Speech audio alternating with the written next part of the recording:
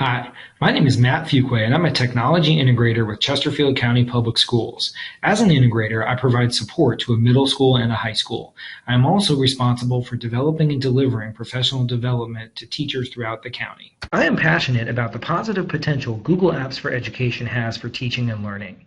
As a technology integrator in a one-to-one Chromebook school district, I have the pleasure of training teachers on how to use Chromebooks more effectively in the classroom.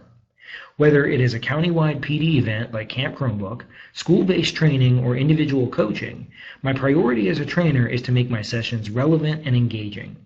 I want all participants to be active learners and walk out with something that they can use in their classroom the very next day.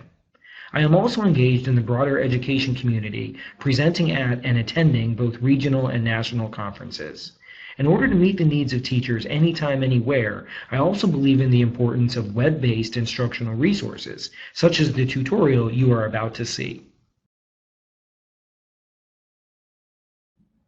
Hi, my name is Matt Fuquay, and I'm going to show you how to resize a Google slide or a Google drawing. I'm going to start in my Google Drive, and the first thing I'm going to do is open up a Google drawing. When you have your drawing open, we're going to click on File, Page Setup, and we get a couple predetermined options. But if I go to Custom, I can resize this canvas to be anything I want. So perhaps my students are going to make a student-created newspaper. I could make it 8.5 by 11. Here's an example of a student-created newspaper. The size is 8.5 by 11, so it'll print nicely, and students have a lot of different tools with which they can use. They can easily insert images, shape, text, and format it however they see fit. You can also use Google Drawings to make a timeline. So in this example, I used Page Setup to create a canvas that is much longer, creating a perfect space for students to make a timeline. It is also possible to change the size of the slides in a slideshow presentation. It's exactly like Google Draw. You click File, Page Setup, and then I can change the size. Why might I want to use presentations instead of a drawing for this?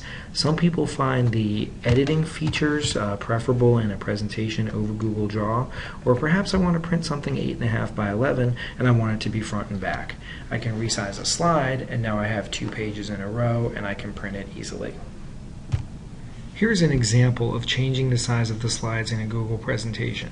Let's say that you wanted your students to make a brochure. You wanted that brochure to be front and back, and you wanted it to be printable. In slides, you can make the size 8.5 by 11, share it with your students. They would then be able to fill in the content, and when it comes time to print, you have a high quality finished product.